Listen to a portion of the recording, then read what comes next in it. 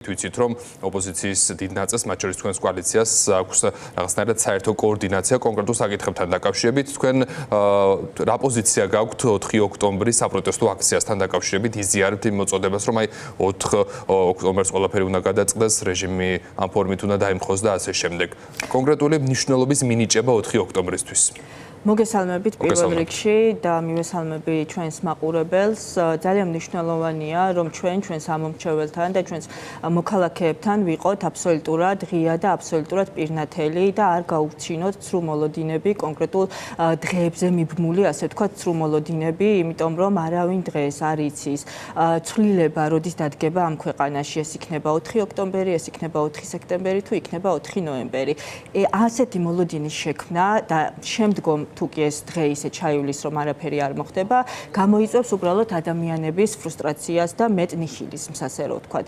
ის რომ ცვლილებები იქნება ამ ქვეყანაში, ეს უდაოა და აუცილებლად ჩვენ აქამდე მივალთ. ოღონდ როგორ მივალთ ამის ხედვა, ჩვენ გვაქვს ჩამოყალიბებული მათ შორის 8 პარტიის თანამშრომლობის ფორმატში, სადაც ეს პარტიები გაერთიანებულები ვართ კონკრეტული მიზნის, ანუ ამ მნიშვნელოვანი ცვლილებების მიღების მიზნის გარშემო და ჩვენ მიგვაჩნია და ვმუშაობთ ამ მიმართულებით, რომ ვიყოთ თანმიმდევრულები, გავაძლიეროთ პროტესტი, გაჩნდეს წინააღმდეგობის კერები და არ მივცეთ აღიარება და ლეგიტიმაცია რუსულ ოცნებას. რუსულ ოცნებას მე რატო ვიყენებ ამ ტერმინს და რატო მიმაჩნია ეს ძალა რუსულად და მიგვაჩნია და ანტიქართულად, ამას კიდე თავისი არგუმენტები აქვს და პირდაპირ მტკიცებულებები, რომელიც ფაქტებით დგინდება, თუ როგორ იქცევიან ესენი, როგორ ექცევიან საკუთარ ხალხს, როგორ ცდილობენ ჩვენი ქვეყნის ისტორიის გადაწერას, როგორ ცდილობენ რეალური მტერი ჩაანაცვლონ მოგონილი მტრით, როგორ ცდილობენ ადამიანებს, ანუ წაართვან ის ტრადიციები და ღირებულებები, რაც მართლა ქართულია,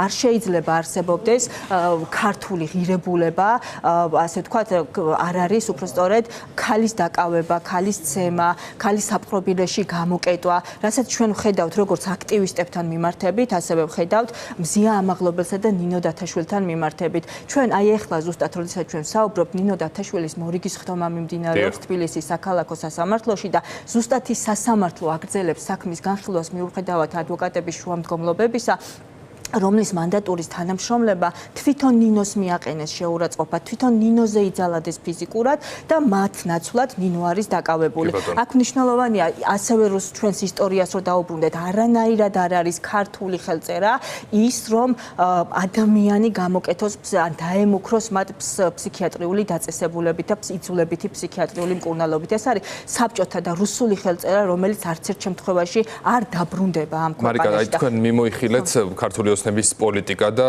მნიშვნელოვანია ვისაუბროთ იმაზე, აი რა ფასის გადახდა მოგვიწევს ჩვენ ყველას ერთად, მათ შორის გუშინ გავრცელდა ინფორმაცია, რომ შესაძლოა ჩვენ გამოგვაძევონ ევროსაბჭოდან, რა ტიპის გადაწყვეტილება იქნება ეს, თუ კი ამ ტიპის ნაბიჯს გადადგამენ ჩვენი პარტნიორები, რა შეგიძლიათ გითხრათ ამის შესახებ, რამდენად მძიმე გადაწყვეტილება იქნება, რა უნდა იცოდნენ საქართველოს მოქალაქეებმა ამის შესახებ? კი ბატონო, ეს იქნება უმძიმესი საქართველოს მომავლისთვის და თითოეული საქართველოს მოქალაქისთვის, იმიტომ რომ ჩვენ რატო ვიბრძვით, რატო მივისწრაფით ევროპული ღირებულებებისკენ, რატო მივისწრაფით, რომ გავხდეთ ევროპული ოჯახის წევრი, იმიტომ რომ თითოეულმა ადამიანმა უკეთესად იცხოვროს, თითოეული ადამიანის ცხოვრება გახდეს უკეთესი და ჩვენ ქვეყანაში გქონდეს რეალური მშვიდობა და რეალური სტაბილურობა, ასევე გქონდეს სუვერენიტეტი რეალური.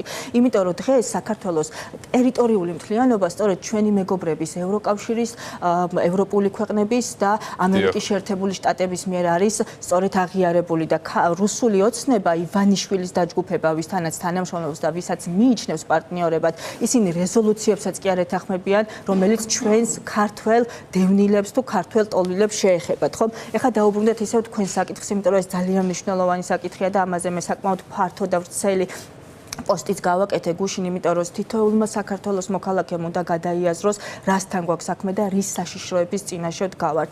პირველ რიგში ხო ჩვენ ევროსაბჭოს წევრი ქვეყანა ვართ 1999 წლიდან.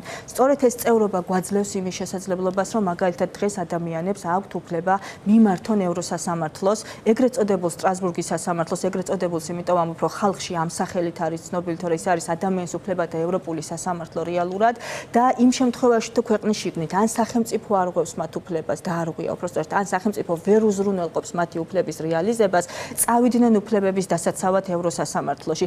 ეს უფლება ჩამოერთმევათ ამ ადამიანებს, ამას ვეღარ შეძლებენ და ერთადერთი ქვეყანა, რომელიც გამოაძევეს ევროსაბჭოდან, ეს არის რუსეთი. რუსეთი სწორედ მას შემდგომ, რაც მოახდინა უკრაინაში შეჭრა და სრულმასშტაბიანი ომის წამოწყება. შესაბამისად, ეს იქნება უარყოფითი შედეგების, კატასტროფულად უარყოფითი შედეგების მომტანი, როგორც უფლებრივი თვალსაზრისით, ასევე პოლიტიკური, ეკონომიკური და ევროინტეგრაციის თვალსაზრისით, იმიტომ რომ ასეთ შემთხვევაში თუნდაც ის რომ არ დასრულდეს და ჩვენ ყველაფერი უნდა გავაკეთოთ იმისთვის, რომ ეს შედეგი არ დადგეს და გადავარჩინოთ ეს ქვეყანა და ჩვენი მოსახლეობა, რა თქმა უნდა, მაგრამ თუნდაც ის რომ საკითხი დადგა საქართველოს ევროსაბჭოდან გამოძევებასთან დაკავშირებით, ეს უკვე საგანგაშოა და ეს უკვე უქმნის საქართველოს საგარეო ურთიერთობებში რეპუტაციულ ზიანს, რომელმაც შეიძლება გამოიწვიოს იზოლაცია. იზოლაცია არის ის, რაც ჩვენ არ გვინდა, იმიტომ რომ იზოლაციის შემთხვევაში ჩვენ აღმოჩნდებით ავტოკრატიულ სახელმწიფოების რიგებში და ჩვენ აღმოჩნდებით რუსეთთან პირისპირ, რაც პირდაპირ ნიშნავს იმას, რომ ჩვენ მშვიდობა ვერ გვექნება, იმიტომ რომ რეალური მშვიდობა, კიდევ ერთხელ ვამბობ, არის ნატოსა და ევროკავშირში, ხო? და ეს აჩვენა თუნდაც მიუხედავად ივანიშვილის რუსული ოცნების არაერთი პროპაგანდისტული განცხადებებისა და ნაწარმოები პროპაგანდისა, ჩვენ ვხედავთ ხო, რომ სოფლიო მოვლენები როგორც ცდილობს ევროპა და ამერიკის შეერთებული შტატები მშვიდობა დააბრუნოს ევროპის კონტინენტზე. სწორედ ის მშვიდობა დააბრუნოს, რომელიც რუსეთმა წაართვა და რუსეთმა აწიოკა ამჯერად უკრაინა, თორე ასევე პრეზიდენტ ტრამპა პირველად განაცხადა სხვათა შორის და პირველად ახსენა, რომ სწორედ რუსეთი შემოიჭრა 2008 წელს საქართველოში და ამ დროს რუსული ოცნება და ანტიკარტული ოცნება ხო ცდილობს რას, რომ ამ წულუკიანის მოღალატეობრივი კომისიით თვითონ შექმნას და თვითონ თქვას, რომ ვითომის ომი, რომელიც სოფლიო აღიარა, საერთაშორისო მექანიზმები და ინსტიტუციები აქვს გავლილი ამ საკითხს, ხო?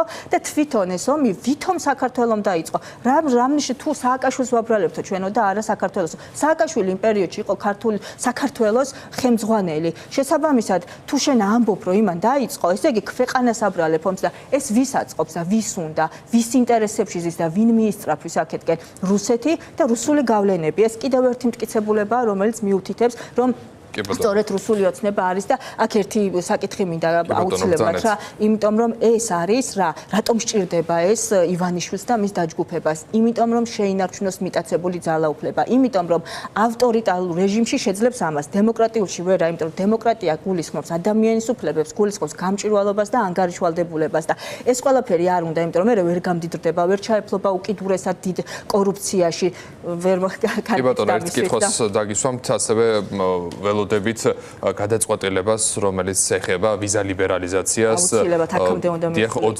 31 აგვისტო არის კონკრეტული დრო ქართული ოცნებისთვის მიცემული, რომ შეასრულოს კონკრეტული რეკომენდაციები.